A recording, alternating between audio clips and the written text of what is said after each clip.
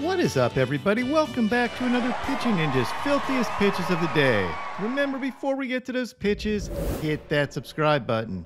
Join Ninja Nation. Be a part of the biggest and best daily baseball show on YouTube. And now, without further ado, here are my Filthiest Pitches of the Day. I'm going to start with Braxton Garrett, who had 7 Ks in 6 innings, giving up no earned runs. Garrett looked really good again with these elevated fastballs, sinkers, and sliders.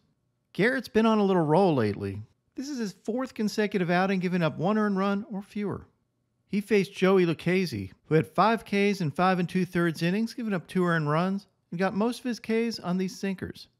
Steven Cruz was the opener and had 2 Ks in 1 2/3 innings. He did have 4 walks, but had these 97 and 98 mile-an-hour heaters. And he faced Logan Allen, who really wasn't all that great yesterday, with 1 K in 3 innings, giving up 4 runs and had this sweeper. Drew Rom had 3 Ks in 3 1/3 innings, giving up 5 runs. He picked up Ks on his sinker and sweeper. He faced Trevor McGill, who was the opener, and had 2 Ks in his 1 inning of work, giving up 2 runs, but had these filthy knuckle curves. Nathan Eovaldi had 3 Ks in 5 innings, giving up 3 runs. He had this dirty splitter and curveball. He faced Tanner Houck, who had 4 Ks in 4 innings, giving up 2 runs, and had these wicked sliders. Kyle Gibson had 5 Ks in 4 2/3 innings, giving up 3 runs. He picked up some Ks on these nasty sweepers, and he faced Hunter Brown, who had 5 Ks in 5 1/3 innings, but gave up 7 runs. Brown had this fastball just off the plate, as well as these hammer knuckle curves, but obviously not a great all-around outing for Hunter Brown. Zach Gallen had 6 Ks in 5 innings, giving up 4 runs. He had these fastballs as well as this knuckle curve, but appears to be fading a bit in his Cy Young hopes. Those 4 earned runs raised his ERA to 3.6. Paul Blackburn had 4 Ks in 5 innings, giving up 2 runs, and had this changeup as well as this beautiful hip shot 2-seamer. He also should have picked up a K here. And I'm going to do an expert job of lip reading. Pretty sure Ron Culpa is saying, "Hey Kotze, easy. He said he didn't go. He said he didn't go." Okay, lip reading's a lot easier when there's a hot mic. Looks like Mark Kotze in the crew. Blackburn faced Luis Castillo, who had 8 Ks in 7 innings, giving up 2 runs. Castillo had this fastball for a strike him out, throw him out double play. He also had these wicked sliders, as well as this changeup and fist pump. Caleb Ferguson picked up 3 Ks in his 1 inning of work as the opener on these fastballs and cutter. Javier Assad had 8 Ks in 5 innings, giving up 1 run. He picked up Ks on his fastballs, slider, and cutter. Taj Bradley had 6 Ks in 5 innings, giving up 1 run. He had his mid to upper 90s fastball, this painted curveball, and I thought his best pitch of the game were these nasty changeups. He faced Patrick Sandoval, who had a solid outing with 7 strikeouts in 5 innings, giving up 2 runs on only 2 hits. He had this 97 mile-an-hour heater, which was his fastest fastball on a K all year, as well as this filthy back foot sweeper, this slider, curveball, and changeup. Yusei Kikuchi had 7 Ks in 5 innings, giving up 1 run on only 4 hits. Kikuchi dominated with his fastballs, sliders, and curveballs, and had this vicious back foot breaking ball. Kikuchi left the game due to cramps, and check this reason out. He said he only got 11 hours sleep instead of his usual 13 to 14 hours sleep. Yep, he said he usually goes to sleep at 11 p.m. and wakes up at 1 in the afternoon. God bless him. I guess that's why he has so much energy for those K-struts. Kikuchi outdueled Clark Schmidt, who had 1 K in 5 innings, giving up 4 runs, and had this sweeper for a sword. My favorite part of this game was watching Garrett Cole explain 4-seam fastball rise, curveball break, and slider spin. Seriously, Cole knows as much about pitching as pretty much any dude in the major leagues. And it's fun to watch how enthusiastically he shares everything, including sharing how to release a fastball with optimal backspin. Kenta Maeda was outstanding yesterday with 8 strikeouts in 5 innings, giving up only 1 hit. He just absolutely dominated with these dirty splitters and sliders, including this painted slider, and was filthy all game. He faced Fernando Cruz, who had 4 Ks in 1 2/3 innings, giving up no hits, and picked up his Ks on these splitters. Cruz has one of the best splitters in baseball and has a 56.4% whiff rate on that splitter this season. Spencer Strider was absolutely dominant yesterday with 11 strikeouts in 7 innings, giving up no walks and 3 runs. Those 3 runs happened late on a wall scraper home run by Harper.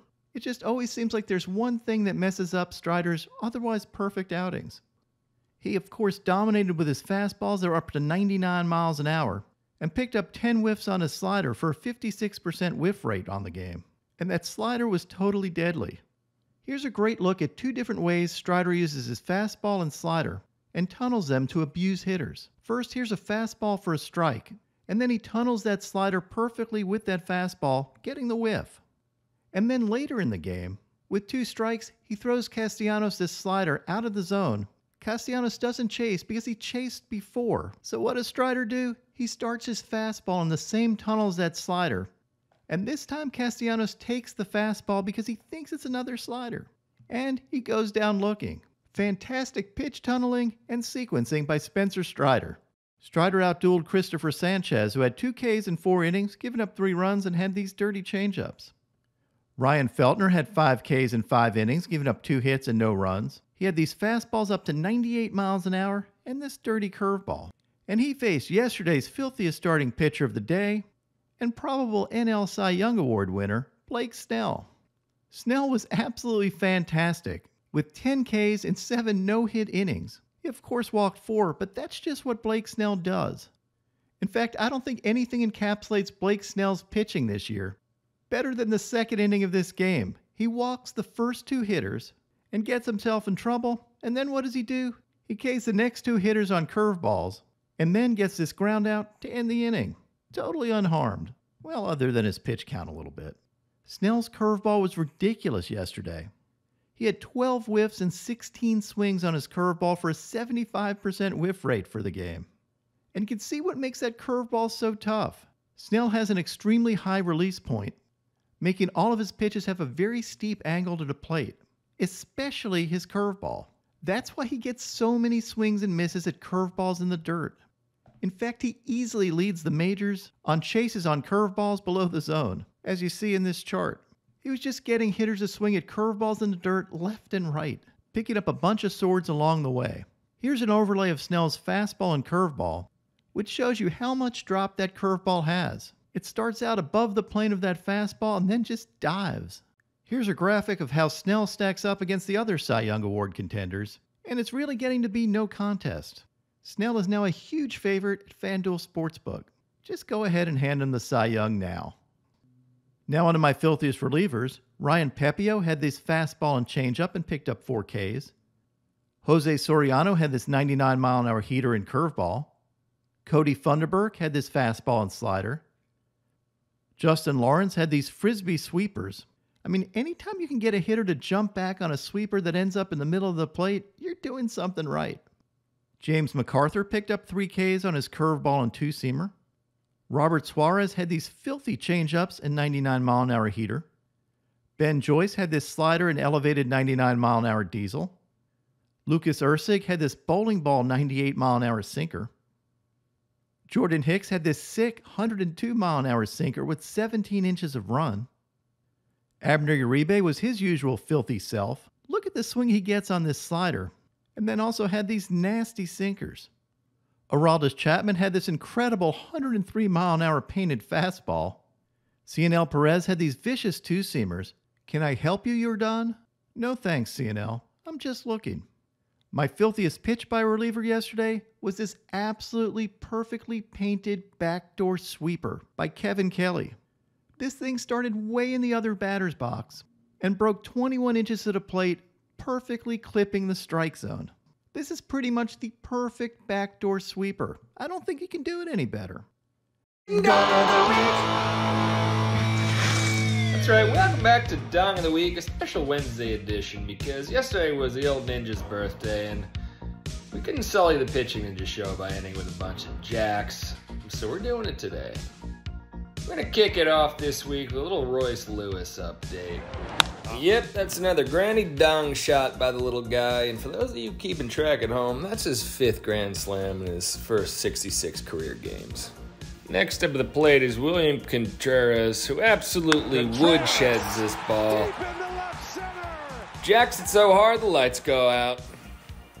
And the long dong of the week goes to none other than the Schwarbarian Kyle Schwarber. He absolutely abuses this ball for the third longest dong of the year at 483 feet.